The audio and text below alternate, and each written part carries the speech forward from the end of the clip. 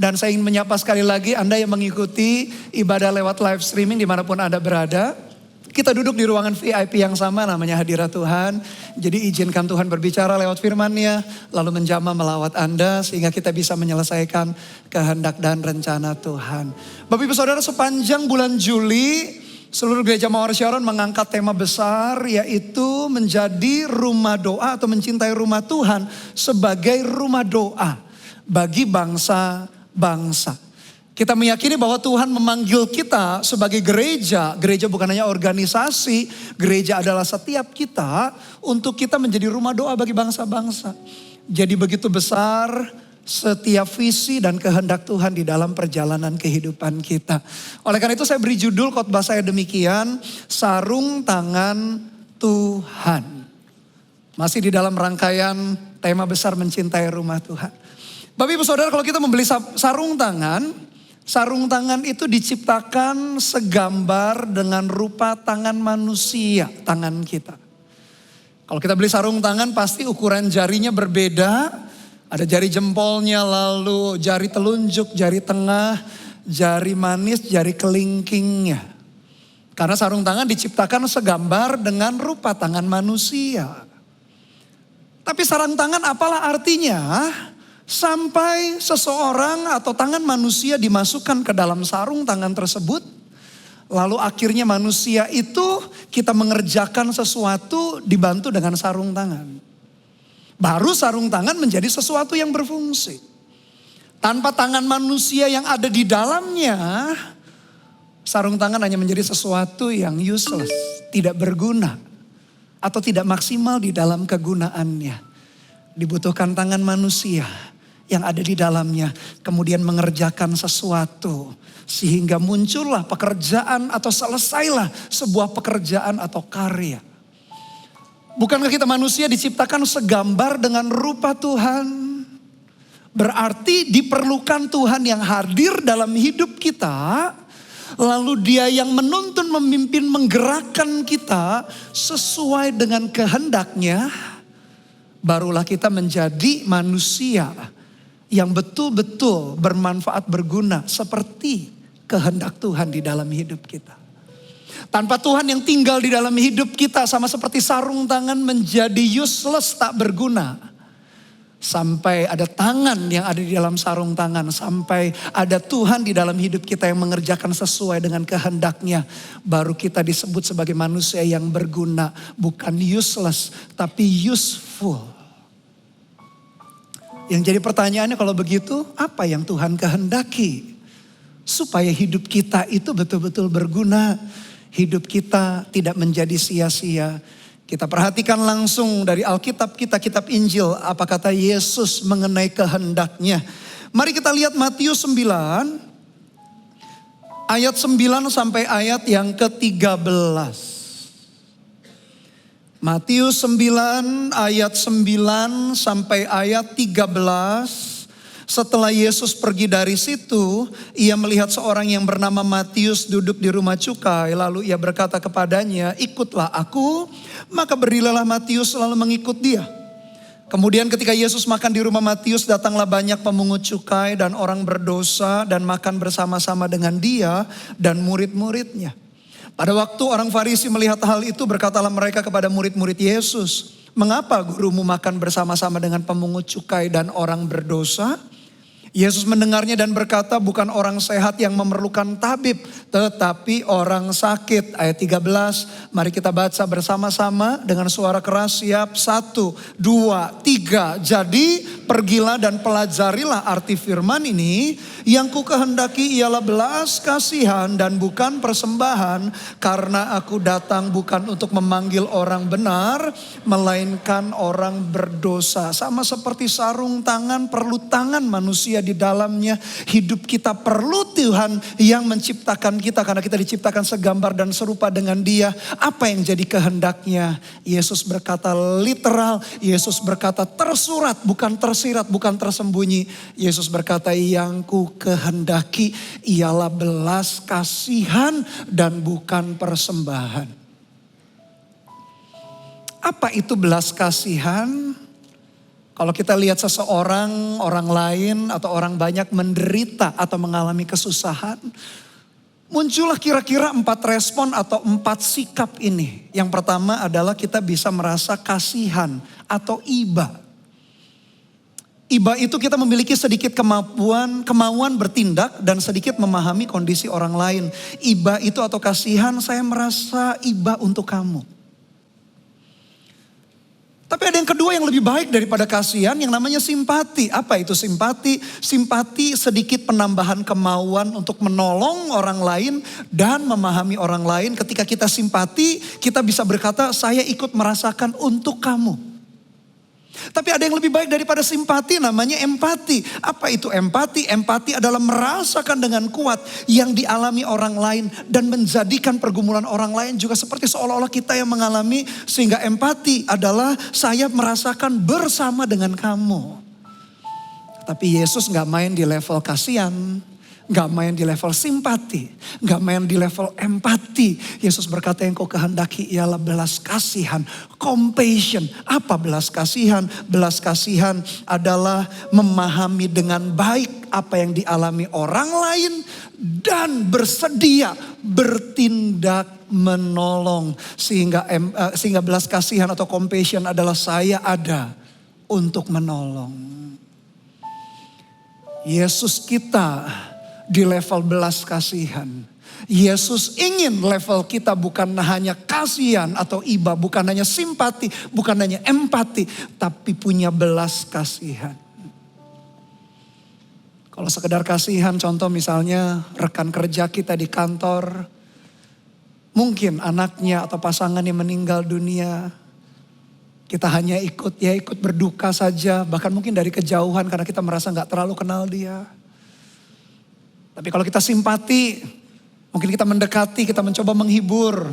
Atau hadir dalam ibadah penghiburan, memberi sedikit sumbangan.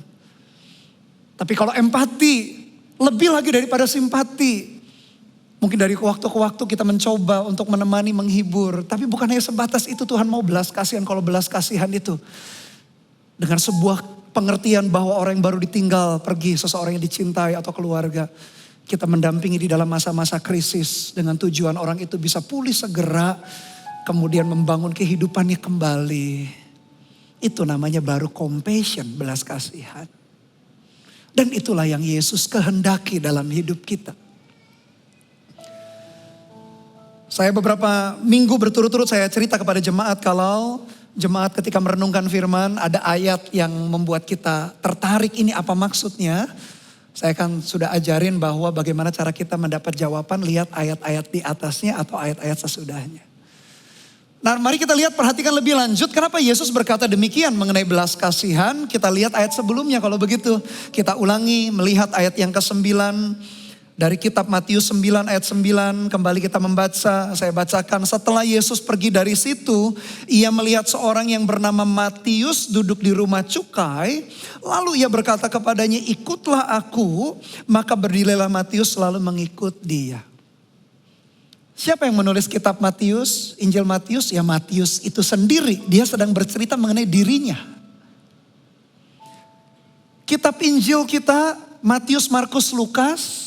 Kalau Anda baca renungkan, kita tahu isinya itu mirip-mirip. Kadang angle-nya berbeda karena ditulis untuk audiens yang berbeda di zaman itu. Ada yang ditulis untuk orang Yahudi, untuk orang non-Yahudi. Sehingga mereka dengan tuntunan Roh Kudus menulis cerita yang sama. Isinya mirip, tapi dengan angle yang berbeda sebetulnya. Nah, kisah ini ditulis juga oleh penulis Markus dengan penulis Injil Lukas. Tapi menggunakan nama Lewi. Matius itu Lewi. Tapi untuk mencatat mengenai dirinya sendiri, Matius tidak menggunakan nama Lewi. Karena bagi Matius nama Lewi itu terlalu terhormat. Sehingga dia menulis menggunakan kata Matius. Dia memanggil namanya dengan Matius. Memang namanya Matius, Matius Lewi.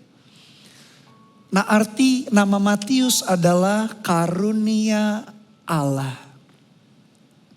Dia menyadari hidupnya kalau bukan kasih karunia Tuhan. Kalau bukan karena Tuhan yang memanggil, dia punya masa lalu yang begitu buruk. Pekerjaannya pemungut cukai. Apa pemungut cukai? Kerja di kantor pajak atau bea cukai. Dan waktu itu orang yang kerja sebagai pemungut cukai dibenci oleh orang Yahudi. Kenapa? Karena mereka orang Yahudi bekerja sebagai boneka atau pegawainya orang Romawi yang menjajah orang Yahudi. Lalu mereka harus ambil pajak, setor ke orang Romawi. Belum lagi mereka harus ngantongin buat diri mereka sendiri. Jadi pemungut cukai itu salah satu pekerjaan yang dibenci oleh orang Yahudi. Karena lu orang-orang kita orang Yahudi, kenapa lu kerja sama-sama orang Romawi dan merugikan kita. Dan Matius mengerti bahwa dia dibenci orang. Pekerjaannya di tempat yang basah. Di mana sesuatu yang biasa mengkorupsi. Lalu mengantongin uang untuk dirinya sendiri. Sehingga Matius menulis mengenai kisah pertobatannya, berkata mengenai dirinya bahwa dia adalah Matius. Karena dia telah mengalami karunia Allah dalam hidupnya. Karena dia punya masa lalu yang kelam. Setiap kita punya masa lalunya masing-masing. Ada yang setengah kelam, ada yang kelam banget, ada yang kelam-kelam sekali. Tapi puji Tuhan kita sudah dipanggil Tuhan, sudah mengenal Tuhan. Hari ini kita punya komunitas, punya CG. Hari ini kita bisa beribadah. Tapi bagaimana dengan orang di luar sana yang belum kenal Tuhan? Betapa kelamnya, betapa gelapnya hidup mereka. Oleh karena itu Tuhan mengajar kepada orang Farisi, kepada murid-murid yang ku kehendaki ialah belas kasihan.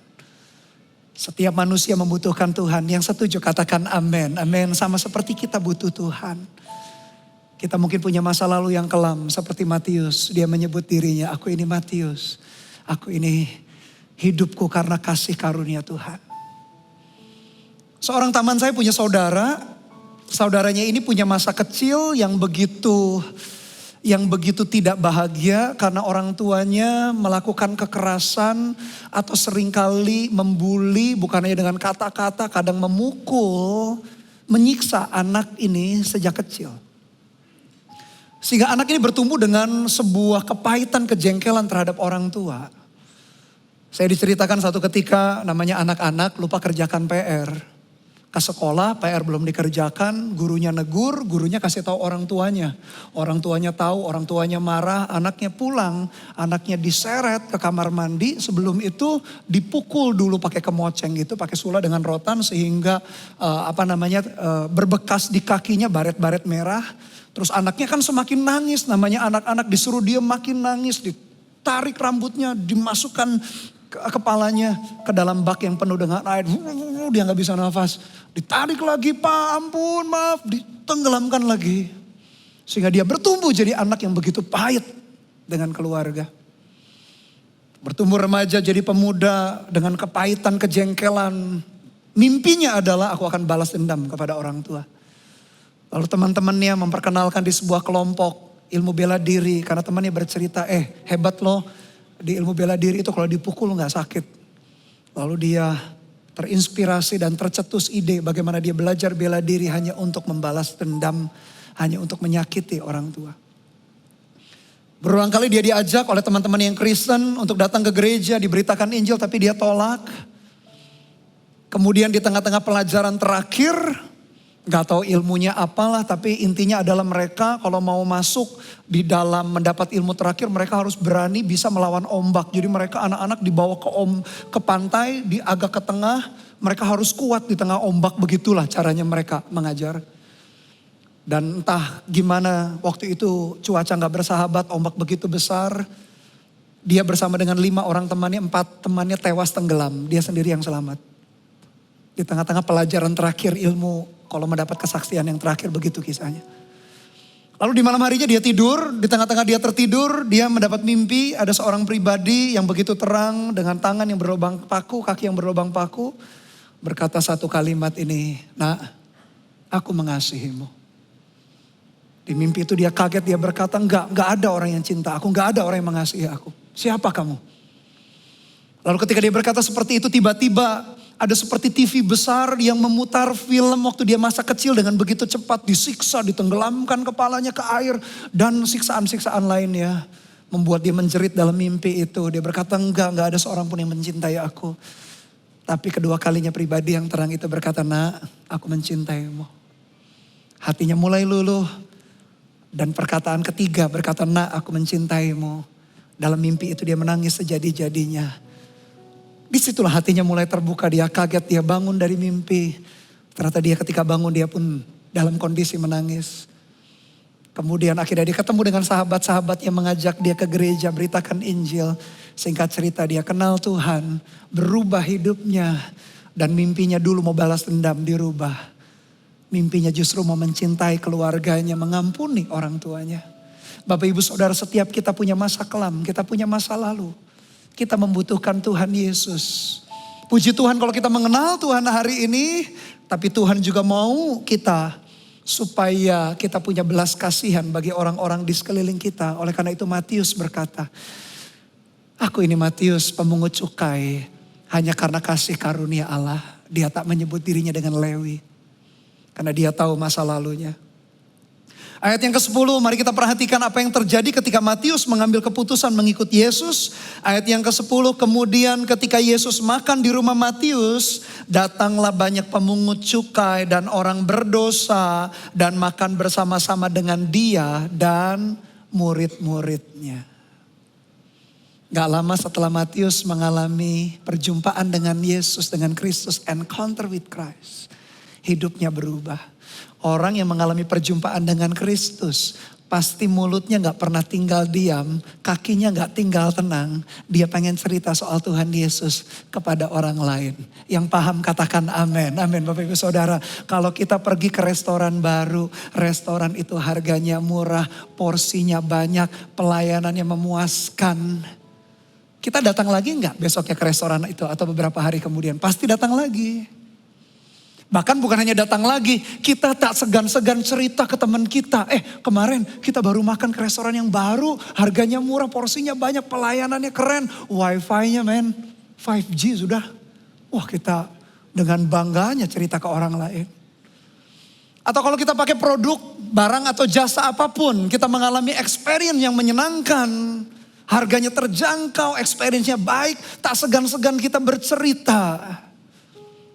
Apalagi kalau kita mengalami Tuhan Yesus dalam hidup kita. Matius tahu masa laluku kelam. Aku ini pemungut cukai. Aku ini dibenci orang Yahudi. Aku banyak korup. Aku tahu hidupku ini sebetulnya tanpa kasih karunia Allah. Gak ada apa-apanya. Setelah dia mengalami penjumpaan dengan Tuhan. Dia undang seluruh teman-teman sejawatnya, pemungut cukai yang lain, orang berdosa. Pokoknya kita ngumpul makan. Yesus berbicara supaya Matius berpikir dalam hatinya. Kalau aku mengalami perubahan karena berjumpa dengan Yesus. Aku juga punya harapan, mimpi, doa yang sama. Supaya teman-teman sejawatku kenal Tuhan Yesus, hidup mereka berubah. Keren ya kalau Tuhan itu sudah bekerja lewat belas kasihan. Amazing. Bukan hanya kita yang berubah, bahkan kita dituntun demikian rupa untuk kita bisa merubah hidup orang lain. Yesus yang merubah, tapi kita pun dipakai Tuhan menjadi partner. Dan itu yang terjadi. Tak lama setelah Matius berjumpa dengan Yesus, hidupnya berubah. Dia undang teman-teman yang lain. Karena dia rindu teman-teman yang lain pun mengalami Tuhan. Karena digerakkan dengan yang namanya belas kasihan. Belas kasihan bukan sekedar hanya bisa merasakan pergumulan orang lain. Tetapi aku mau terlibat di dalamnya, melakukan sesuatu. Ayat yang ke-11 mari kita perhatikan. Pada waktu orang Farisi melihat hal itu, berkatalah mereka kepada murid-murid Yesus, mengapa gurumu makan bersama-sama dengan pemungut cukai dan orang berdosa? Orang Farisi adalah ahli Taurat. Ahli Taurat adalah ahli kitab perjanjian lama. Berarti kalau disebut, mereka bukan orang Kristen sih. Agama mereka ya Jewish. Tapi anggaplah kalau kita pakai istilah orang Kristen, berarti mereka tuh orang Kristen lah istilahnya. Meskipun mereka bukan agamanya Kristen.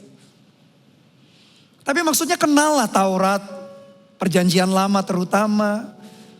Dan orang Farisi tidak berani berhadapan dengan Yesus. Mereka coba menggoyahkan murid-muridnya. Dengan mempertanyakan, kenapa gurumu kau makan dengan orang berdosa?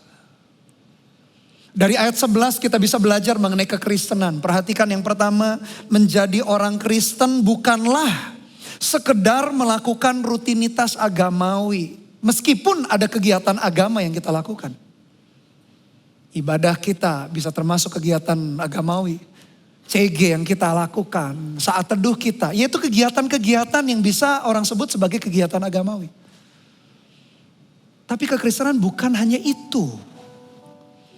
Jadi kalau kita pikir kita rajin ke gereja tiap minggu, gak absen, gak bolos, ke CG rajin, lalu kita berpikir itulah kekristenan, that's it, kita salah besar.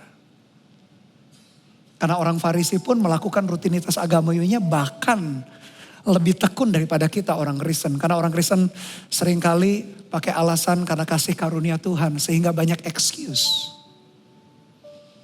Mereka menerjemahkan hukum Taurat ke dalam 613 aturan yang begitu saklek. Mereka gak boleh campurkan susu dengan daging, alat makan pun dipisah.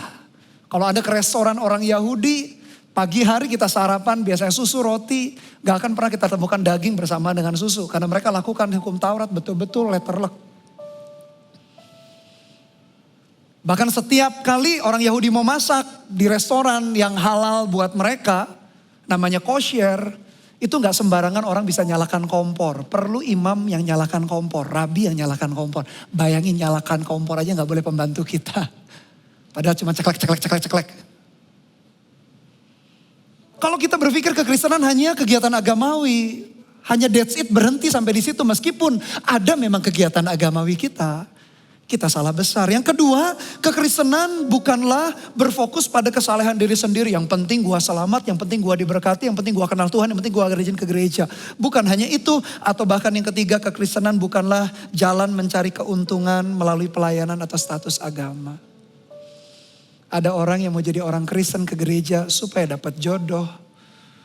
Karena konon katanya jemaat gereja Mawar Sharon yang cowok tampan-tampan, yang wanita cantik-cantik. Ke gereja bukanlah hanya sekedar dapat jodoh. Atau dapat koneksi pekerjaan. Atau supaya bisa jual produk kita. Come on. Kekristenan bukanlah itu. Nanti kita terjebak seperti orang Farisi. Kekristenan adalah seperti sarung tangan. Sampai ada tangan manusia yang masuk ke dalam sarung tangan itu. Dan melakukan seperti kehendaknya. Barulah sarung tangan itu berguna dan berarti. Seperti hidup kita sampai Tuhan masuk dalam hidup kita. Menuntun, memimpin sesuai dengan kehendaknya. Barulah kita menjadi orang Kristen yang benar. Seperti yang Dia kehendaki. Lalu ayat 12, Yesus mendengarnya dan berkata, Yesus membela murid-muridnya, menjelaskan prinsip yang benar, bukan orang sehat yang memerlukan tabib, tetapi orang sakit. Bagi Yesus, dengarkan baik-baik, orang yang tidak kenal Dia, orang yang hidup di dalam dosa, orang itu punya sakit yang parah, ada sebuah urgency, kemendesakan, dan sesuatu yang important, penting. Ketika Yesus melihat orang gak kenal Dia, orang tinggal di dalam dosa, bagi Yesus itu urgent and important. Jadi orang yang kenal Yesus itu sakit. Orang yang tinggal di dalam dosa bagi Yesus itu sakit, itu parah, itu gawat. Bahkan melampaui sakit secara fisik. Tapi puji Tuhan dulu kita juga sakit Bapak Ibu Saudara. Hari ini kita sembuh kan? Sudah sembuh, amin. Coba lihat kiri kanan kita, tunjukkan wajah orang sembuh itu gimana. Coba lihat, nah inilah wajah orang-orang sembuh kan. Dulu kita juga penyakitan. Tapi karena kita kenal Tuhan kita sembuh. Tapi orang di luar sana, mereka masih sakit. Dan Tuhan melihat orang yang belum mengenal Dia. Orang yang belum sungguh-sungguh ikut Tuhan. Orang yang tinggal dalam dosa. Orang yang sakit. Ada sebuah kemendesakan, urgency. Urgent and important. Untuk menyelamatkan mereka. Ayat 13, jadi pergilah dan pelajarilah arti firman ini yang ku kehendaki ialah belas kasihan dan bukan persembahan. Karena aku datang bukan untuk memanggil orang benar, melainkan orang berdosa. Apa beda belas kasihan dan persembahan? Bedanya di sini. Belas kasihan adalah memahami situasi orang lain yang membutuhkan pertolongan. Kemudian kita melibatkan diri secara aktif untuk menolong orang. Tapi persembahan cuma di sini. Persembahan itu memang memberi kepada Tuhan atau memberi kepada sesama. Karena mungkin sebatas aturan atau kewajiban saja. Tapi tanpa mau melibatkan diri. Kita hanya berkata yang penting kan aku sudah memberi persembahan hari Minggu. Aku sudah kasih perpuluhan, dana misi, dana pembangunan, that's it. Terlibat, sorry aku gak punya waktu. Kalau kita berkata demikian berarti level kita persembahan. Makanya Tuhan bilang, Yesus bilang, jangan level kita itu di persembahan. Karena yang ku kehendaki itu bukan persembahan. Bukan berarti Tuhan tidak menerima persembahan kita, keuangan kita, pekerjaan Tuhan butuh keuangan, butuh dana. Tapi yang Tuhan inginkan adalah hidup kita. Orang yang berikan persembahan belum tentu memberikan hidup dan hatinya kepada Tuhan. Tapi orang yang hidupnya dikasihkan ke Tuhan dan bergerak dengan belas kasihan, dia pasti memberi persembahan. Tuhan mau level kita bukan hanya kasihan iba, bukan hanya simpati, bukan hanya empati. Tapi Tuhan mau belas kasihan, tinggal hidup di dalam hidup kita. Barulah hidup kita seperti sarung tangan yang ada tangan manusia mengerjakan sesuatu. Dan ternyata konsep belas kasihan sudah ada sejak ribuan tahun lalu di perjanjian lama. Dan Paulus ketika menulis surat kepada jemaat di Roma, dia ceritakan mengenai belas kasihan, konsep belas kasihan. Paulus adalah seorang ahli Taurat juga, dia adalah dari kelompok Sanhedrin, pemuka agama. Dia ngelotok di hukum Taurat sehingga dia paham ribuan tahun lalu Tuhan sudah mengajar mengenai belas kasihan. Mari kita lihat ayat-ayat terakhir penjelasan Paulus kepada jemaat di Roma. Mari kita buka Roma 9 ayat 13 sampai ayat 18. Roma pasal 9 ayat 13 sampai 18 seperti ada tertulis, aku mengasihi Yakub tetapi membenci Esau. Jika demikian, apakah yang hendak kita katakan? Apakah Allah tidak adil? Mustahil. Sebab ia berfirman kepada Musa, aku akan menaruh belas kasihan kepada siapa aku mau menaruh belas kasihan. Dan aku akan bermurah hati kepada siapa aku mau bermurah hati. Jadi hal itu tidak tergantung pada kehendak orang atau usaha orang. Tetapi kepada kemurahan hati Allah.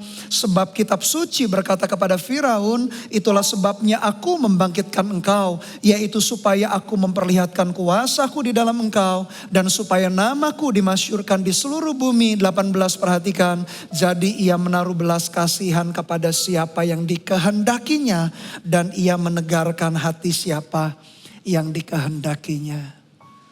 Paulus menjelaskan kepada jemaat di Roma, Allah mengasihi Yakub, membenci Esau. Sebentar, apakah Tuhan itu mau membinasakan Esau? Nah, ini baiknya kita belajar bahasa asli makanya. Ingat bahasa asli perjanjian baru kita, teks aslinya ditulis dalam bahasa Ibrani. Bahasa Ibrani dari kata membenci adalah miseo. Mesio itu artinya tidak dipilih atau merupakan lawan kata dari dipanggil dalam pilihan ilahi. Jadi maksudnya Tuhan mengasihi Yakub dan membenci Esau, maksudnya adalah Tuhan memilih Yakub supaya dia menjadi berkat bagi bangsa-bangsa. Ingat, bapak leluhurnya Israel ada 3 patriark, Abraham, Ishak dan Yakub. Dan sejak Abraham, Tuhan panggil kamu menjadi berkat bagi bangsa-bangsa. Turun generasi kedua Ishak, kamu jadi berkat bagi bangsa-bangsa. Demikian juga generasi ketiga, kamu akan menjadi berkat bagi bangsa-bangsa. Jadi maksud Tuhan mencintai Yakub tapi membenci Esau, maksudnya Tuhan memilih Yakub supaya lewat Yakub seluruh bangsa termasuk Esau diberkati. Karena Tuhan memilih siapa yang dicurahkan belas kasihan. Karena Tuhan mau pakai orang-orang itu. Tapi tujuan akhirnya bukanlah untuk dirinya. Tujuan akhirnya ingat supaya semua orang, supaya semua bangsa mengenal Tuhan. Jadi kalau hari ini kita kenal Tuhan Yesus, bukan karena Tuhan lebih cinta kita, gak cinta orang lain. Tapi Tuhan memilih kita terlebih dahulu. Supaya lewat kita bisa memberkati bangsa-bangsa, memberkati orang lain. Tuhan tidak memilih Esau karena Esau di dalam kekerasan hati pemberontakannya, atau Firaun. Sama juga tadi kan bercerita mengenai Firaun dengan Musa. Firaun keras hati. Berarti dari situ kita bisa belajar ada 2 jalan untuk menyatakan kemuliaan Allah. Pilih jalan yang mana Bapak Ibu Saudara. Yang pertama, jalan ketaatan seperti Yakub. Kita dengar firman. Setiap orang yang sudah kenal Tuhan, Tuhan memberikan belas kasihan di dalam hidup kita. Ketika kita taat, terlibat, kita berjalan di dalam ketaatan untuk menyatakan kemuliaan Allah. Atau kita memilih keras hati. Gak mau peduli amat orang lain. Seperti Firaun mengeraskan hati. Oh ya gak apa-apa kamu keras hati. Tapi Tuhan tetap tunjukkan kemuliaannya dengan cara dimurkai dengan 10 tulah. 10 tulah menghukum sekaligus menceritakan kemuliaan Tuhan kepada bangsa-bangsa. Tetap dengan cara bagaimanapun Anda akan menceritakan kemuliaan Tuhan. tapi dengan cara kita taat, atau kita dimurkai lewat murka Tuhan itu. Orang lain geleng-geleng kepala. Orang lain ngeri melihat kita dimurkai Tuhan. Karena di tengah-tengah murka itu Tuhan menunjukkan kemuliaannya persis seperti Firaun. Mengeraskan hatinya. 10 tulah dikirimkan Tuhan atas orang Mesir. Menunjukkan segala dewa mereka tak ada apa-apanya. Dibanding Tuhan pencipta semesta alam. Bahkan 2 dewa terakhir yang paling tinggi. Yang pertama dewa Ra, dewa matahari. Tuhan membuat gelap gulita. Dewa Ra tunduk. Bahkan yang terakhir Firaun merasa dialah dewa tertingginya. Tuhan membunuh anak sulungnya. Tuhan menunjukkan tak ada seorang pun yang lebih tinggi daripada dia. Tuhan pencipta semesta alam. Pilihlah mana jalan yang kita pilih. Jalan ketaatan, mengerti firman, kita lakukan belas kasihan. Atau kita tetap keraskan hati.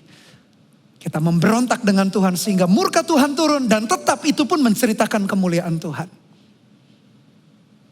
Tapi saya berharap jalan ketaatan yang kita pilih di dalam hidup kita. Sehingga aplikasi daripada kisah atau cerita atau apa yang Yesus ajar mengenai belas kasihan kisah hidup Matius. Ada 3 aplikasi yang saya dorong kita kerjakan bersama. Yang pertama, mari kembangkan sikap belas kasihan. Setiap orang yang sudah kenal Tuhan, kita semua, Tuhan karuniai belas kasihan. Tinggal kita bergerak meresponi. Yang kedua, pilih jalan ketaatan untuk melayani. Jangan keras hati, karena meskipun kita keras memberontak, tetap engkau akan menceritakan kemuliaan Tuhan. Meskipun dengan cara yang berlainan berbeda. Yang ketiga, mari terlibat di dalam pelayanan di gereja Mawar Sharon. Karena gereja ini membuka kesempatan yang seluas-luasnya bagi Bapak Ibu Saudara untuk melayani. Ada beberapa bidang yang bisa Anda pilih di dalam pelayanan di gereja Mawar Sharon. Yang pertama traffic ministry. Traffic ministry adalah teman-teman yang mengatur lalu lintas di depan. Sehingga parkir motor mobil kita bisa tertata dengan sangat baik. Ya, saya harapkan juga Bapak Ibu Saudara sekali lagi ikuti arahan daripada tim kita yang di depan. Supaya parkir supaya lebih nyaman, lalu juga tidak mengganggu daripada warga sekitar kita ya. Lalu yang kedua, usher. Pasti sebelum masuk ke tempat ini Anda disambut dengan usher yang begitu ramah, yang berkata shalom, welcome home. Itulah usher kita. Lalu praise and worship. Tadi sepanjang praise and worship kita diberkati, kita dikuatkan. Ada orang-orang yang bernyanyi, ada orang-orang yang bermain musik, ada yang mengatur sound system di belakang sehingga kita bisa menikmati suasana yang begitu indah. Lalu yang keempat, multimedia. Mereka memastikan screen kiri kanan ngikutin saya. Kalau saya ke kanan, mereka ke kanan. Kalau saya ke kiri, mereka ke kiri. Enggak, saya ke kanan, mereka ngotot ke kiri. Begitu ya, tiba-tiba Pastor Benati hilang dari kamera. Mereka ngikuti, bahkan standby terus berdiri sepanjang ibadah. Juga LED screen, bahkan saya gak perlu ngomong next PowerPoint-nya. Mereka ngikuti, mereka bekerjakan pekerjaan mereka dengan sangat baik, foto dan lain sebagainya. Sebentar lagi juga foto-foto Anda akan terpampang, Anda masuk TV, masuk medsos maksudnya. Itulah pekerjaan multimedia. Lalu service production, mereka memastikan ibadah kita running dengan baik. Waktu kapan mimbar naik, kapan saya khotbah. Bahkan ini saya sudah 0 menitnya, berarti sudah habis. Ini gara-gara S-Pro yang melayani, sehingga mengerti juga. Mereka ngatur supaya ibadah kita running dengan sangat baik. Lalu ada creative ministry. Orang-orang yang kalau setiap minggu mereka mendanani make up. Lalu hairdo. Lalu memastikan dress code-nya oke. Kalau event tertentu ada dramanya. Drama musikal, dancer dan lain sebagainya. Tim creative ministry. Lalu Eagle Kids. Orang-orang yang melayani anak-anak kita.